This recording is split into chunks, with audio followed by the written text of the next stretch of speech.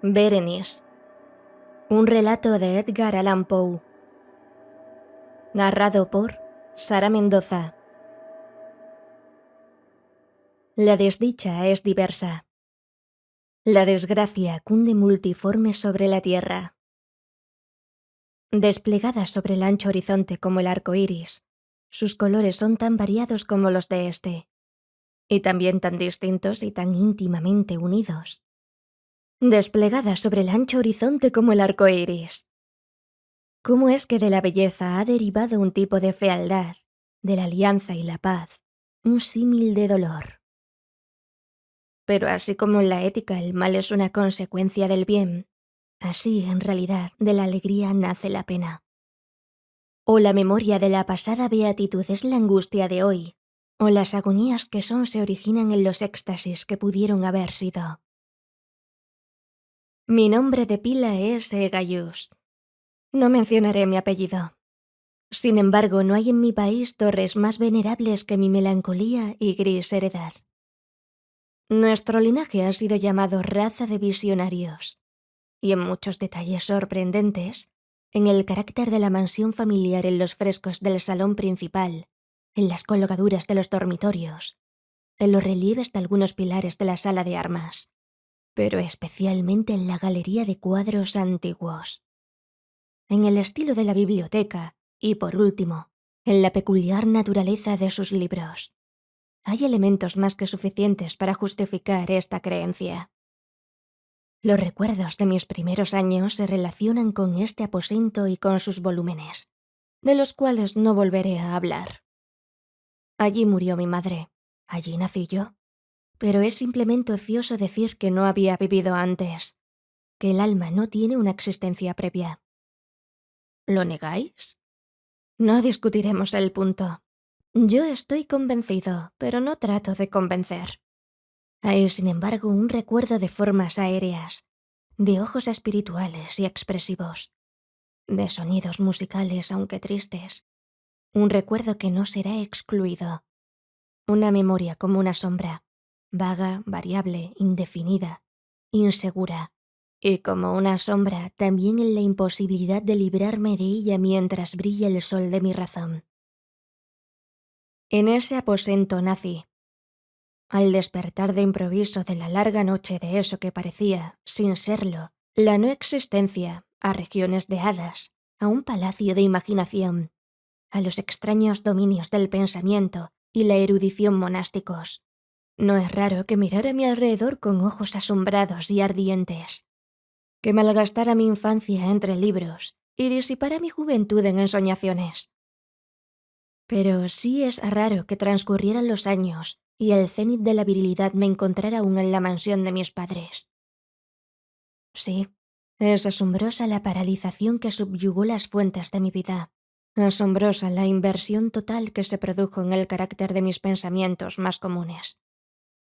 Las realidades terrenales me afectaban como visiones, y solo como visiones, mientras las extrañas ideas del mundo de los sueños se tornaron, en cambio, no un pasto de mi existencia cotidiana, sino realmente mi sola y entera existencia.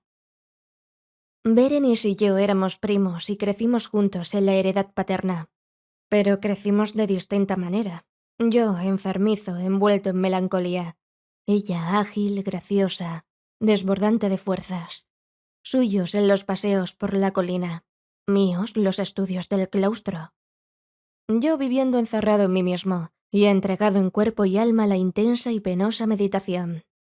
Ella vagando despreocupadamente por la vida, sin pensar en las sombras del camino o en la huida silenciosa de las horas de alas negras. Berenice, invoco su nombre, Berenice, y de las grises ruinas de la memoria 1000 tumultuosos recuerdos se conmueven a este sonido.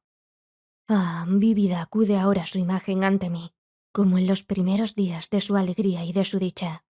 Ah, espléndida y, sin embargo, fantástica belleza. Oh, sílfide entre los arbustos de Arheim. Oh, náyade entre sus fuentes. Y entonces todo es misterio y terror. Y una historia que no debe ser relatada. La enfermedad, una enfermedad fatal, cayó sobre ella mientras yo la observaba. El espíritu de la transformación la arrasó, penetrando en su mente, en sus hábitos y en su carácter, y de la manera más sutil y terrible llegó a perturbar su identidad. Ay, el destructor iba y venía, y la víctima, ¿dónde estaba? Yo no la conocía, o por lo menos, ya no la reconocía como Berenice. Entre la numerosa serie de enfermedades provocadas por la primera y fatal, que ocasionó una revolución tan horrible en el ser moral y físico de mi prima, debe mencionarse como la más afligida y obstinada una especie de epilepsia que terminaba no rara vez en catalepsia, estado muy semejante a la disolución efectiva y de la cual su manera de recobrarse era, en muchos casos, brusca y repentina. Entretanto, mi propia enfermedad, pues me han dicho que no debo darle otro nombre, mi propia enfermedad, digo, crecía rápidamente, asumiendo, por último, un carácter monomaníaco de una especie nueva y extraordinaria, que ganaba cada vez más vigor y al fin obtuvo sobre mí un incomprensible ascendiente. Esta monomanía, si así debo llamarla, consistía en la irritabilidad morbosa de esas propiedades de la mente que la ciencia psicológica designa con la palabra atención. Es más que probable que no se me entienda, pero temo, en verdad, que no haya manera posible de proporcionar a la inteligencia del lector corriente una idea adecuada de esa nerviosa intensidad del interés con que en mi caso las facultades de meditación, por no emplear términos técnicos, actuaban y se sumían en la contemplación de los objetos del universo, aun de los más comunes. Reflexionar largas horas, infatigable, con la atención clavada en alguna nota trivial, al margen de un libro o en su tipografía. Pasar la mayor parte de un día de verano absorto en una sombra extraña que caía oblicuamente sobre el tapiz o sobre la puerta. Perderme durante toda una noche en la observación de la tranquila llama de una lámpara o en los rescoldos del fuego. Soñar días enteros con el perfume de una flor. Repetir monótonamente alguna palabra común hasta que el sonido, por obra de la frecuente repetición, dejaba de suscitar idea alguna en la mente. Perder todo sentido de movimiento o de existencia física gracias a una absoluta y obstinada quietud, largo tiempo prolongada. Tales eran algunas de las extravagancias más comunes y menos perniciosas provocadas por un estado de las facultades mentales. No único, por cierto, pero sí capaz de desafiar todo análisis o explicación. Mas no se me entienda mal. La excesiva, intensa y mórbida atención así excitada por objetos triviales en sí mismo no debe confundirse con la tendencia a la meditación, común a todos los hombres, y que se da especialmente en las personas de imaginación ardiente. Tampoco era, como pudo suponerse al principio, un estado agudo o una exageración de esa tendencia, sino primaria y esencialmente distinta, diferente. En un caso, el soñador o el fanático, interesado en un objeto habitualmente no trivial, lo pierde de vista poco a poco en una multitud de deducciones y sugerencias que de él proceden, hasta que, al final de un ensueño colmado a menudo de voluptuosidad, el incitamentum o primera causa de sus meditaciones desaparece en un completo olvido. En mi caso, el objeto primario era invariablemente trivial, aunque asumiera, a través del intermedio de mi visión perturbada, una importancia refleja y real. Pocas deducciones, si es que aparecía alguna, surgían, y esas pocas retornaban tercamente al objeto original como a su centro. Las meditaciones nunca eran placenteras, y al cabo del ensueño, la primera causa, lejos de estar fuera de vista, había alcanzado ese interés sobrenaturalmente exagerado que constituía el rasgo dominante del mal.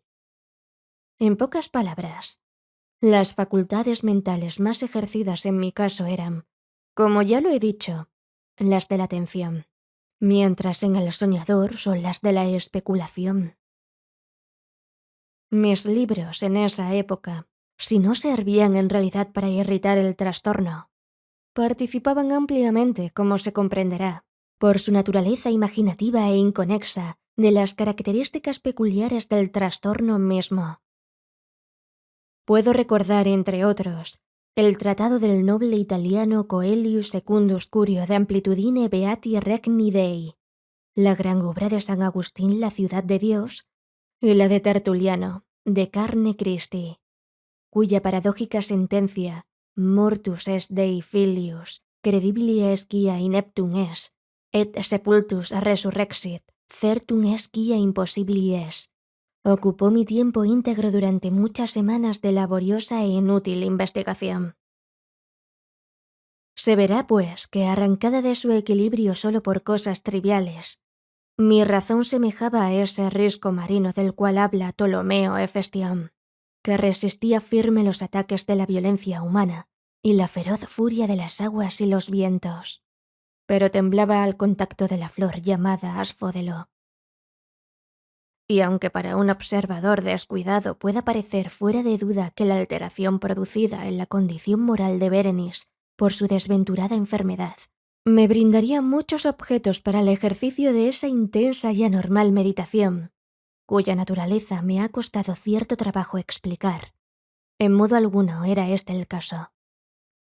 En los intervalos lúcidos de mi mal, su calamidad me daba pena y, muy conmovido por la ruina total de su hermosa y dulce vida, no dejaba de meditar con frecuencia, amargamente, en los prodigiosos medios por los cuales había llegado a producirse una revolución tan súbita y extraña. Pero estas reflexiones no participaban de la idiosincrasia de mi enfermedad, y eran semejantes a las que, en similares circunstancias, podían presentarse en el común de los hombres. Fiel a su propio carácter, mi trastorno se gozaba en los cambios menos importantes, pero más llamativos, operados en la constitución física de Bérenis, en la singular y espantosa distorsión de su identidad personal. En los días más brillantes de su belleza incomparable, seguramente no la amé. En la extraña anomalía de mi existencia, los sentimientos en mí nunca venían del corazón, y las pasiones siempre venían de la inteligencia.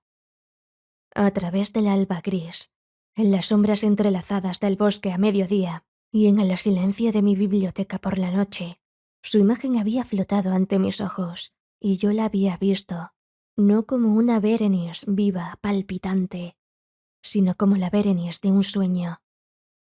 No como una moradora de la tierra, terrenal, sino como su abstracción. No como una cosa para admirar, sino para analizar. No como un objeto de amor, sino como el tema de una especulación tan abstrusa cuanto inconexa. Y ahora temblaba en su presencia y palidecía cuando se acercaba. Sin embargo, lamentando amargamente su decadencia y su ruina, recordé que me había amado largo tiempo, y en un mal momento le hablé de matrimonio. Y al fin se acercaba la fecha de nuestras nupcias cuando, una tarde de invierno, en uno de estos días intempestivamente cálidos, serenos y brumosos que son la nodriza de la hermosa Alción, me senté, creyéndome solo en el gabinete interior de la biblioteca. Pero alzando los ojos vi ante mí a Bérenis. Fue mi imaginación excitada, la influencia de la atmósfera brumosa, la luz incierta, crepuscular del aposento o los grises vestidos que envolvían su figura, los que le dieron un contorno tan vacilante e indefinido. No sabría decirlo. No profirió una palabra y yo por nada del mundo hubiera sido capaz de pronunciar una sílaba. Un escalofrío helado recorrió mi cuerpo. Me oprimió una sensación de intolerable ansiedad. Una curiosidad devoradora invadió mi alma y, reclinándome en el asiento, permanecí un instante sin respirar, inmóvil, con los ojos clavados en su persona. Ay, su delgadez era excesiva, y ni un vestigio del ser primitivo asomaba en una sola línea del contorno. Mis ardorosas miradas cayeron por fin en su rostro. La frente era alta, muy pálida, singularmente plácida. y el que en un tiempo fuera cabello de azabache caía parcialmente sobre ella, sombreando las hundidas sienes con innumerables rizos, ahora de un rubio reluciente, que por su matiz fantástico discordaban por completo con la melancolía dominante de su rostro. Sus ojos no tenían vida ni brillo y parecían sin pupilas, y esquivé involuntariamente su mirada vidriosa para contemplar los labios, finos y contraídos. Se entreabrieron, y en una sonrisa de expresión peculiar los dientes de la cambiada Berenice se revelaron lentamente a mis ojos. Ojalá nunca los hubiera visto o después de verlos hubiese muerto. El golpe de una puerta al cerrarse me distrajo y, alzando la vista, vi que mi prima había salido del aposento. Pero del desordenado aposento de mi mente, ay, no había salido ni se apartaría el blanco y horrible espectro de los dientes.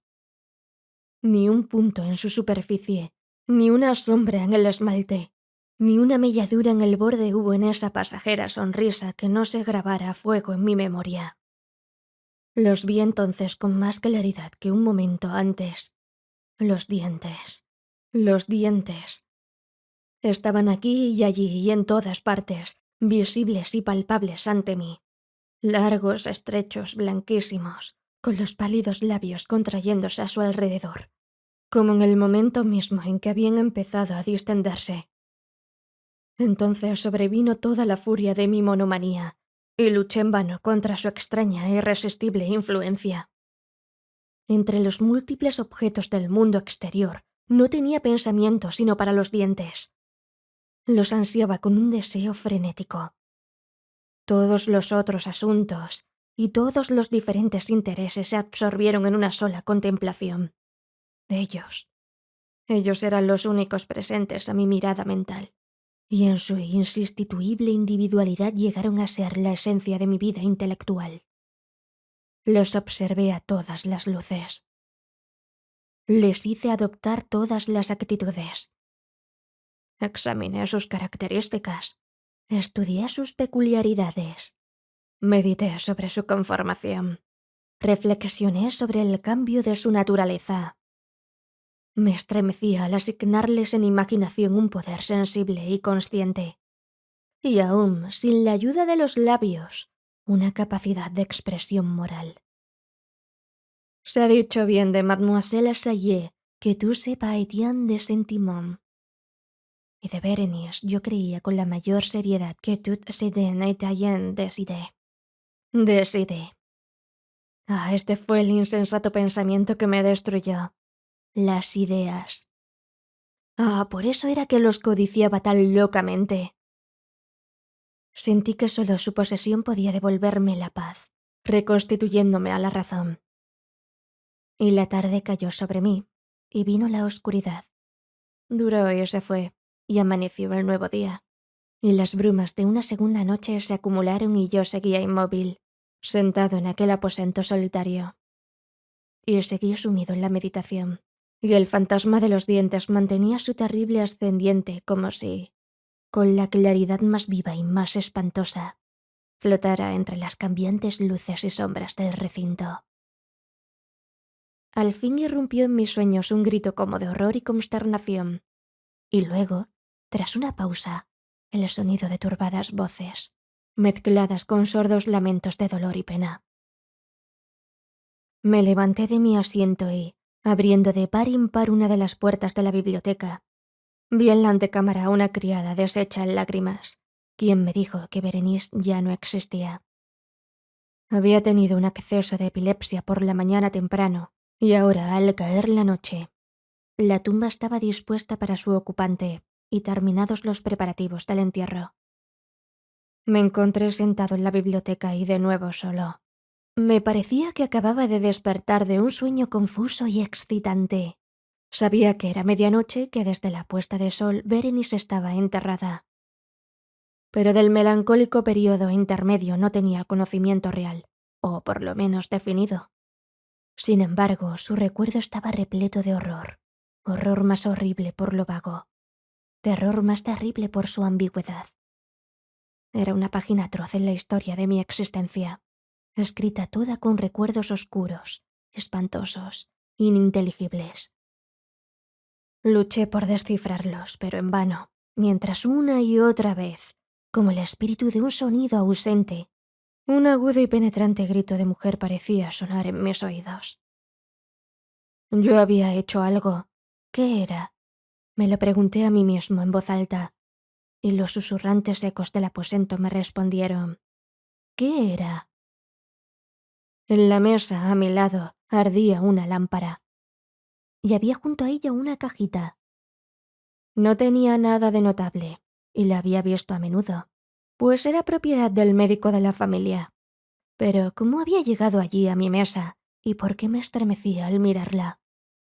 Eran cosas que no merecían ser tenidas en cuenta, y mis ojos cayeron, al fin, en las abiertas páginas de un libro, y en una frase subrayada: Dicebam mi sodales ni sepulcrum amicae visitarem, curas meas aliquantulum fore levatas. ¿Por qué, pues, al leerla se me erizaron los cabellos y la sangre se congeló en mis venas?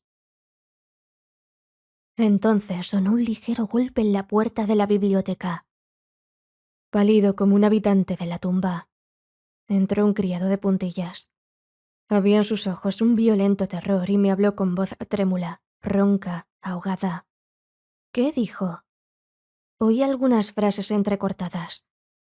Hablaba de un salvaje grito que había turbado el silencio de la noche, de la servidumbre reunida para buscar el origen del sonido, y su voz cobró un tono espeluznante, nítido cuando me habló, susurrando, de una tumba violada, de un cadáver desfigurado, sin mortaja y que aún respiraba, aún palpitaba, aún vivía. Señaló mis ropas. Estaban manchadas de barro, de sangre coagulada. No dije nada. Me tomó suavemente la mano. Tenía marcas de uñas humanas. Dirigió mi atención a un objeto que había contra la pared. Lo miré durante unos minutos. Era una pala. Con un alarido salté hasta la mesa y me apoderé de la caja. Pero no pude abrirla. Y en mi temblor se me deslizó de la mano y cayó pesadamente y se hizo añicos. Y de entre ellos, entrechocándose, rodaron algunos instrumentos de cirugía dental, mezclados con 32 objetos pequeños, blancos, marfilinos, que se desparramaron por el piso. Fin.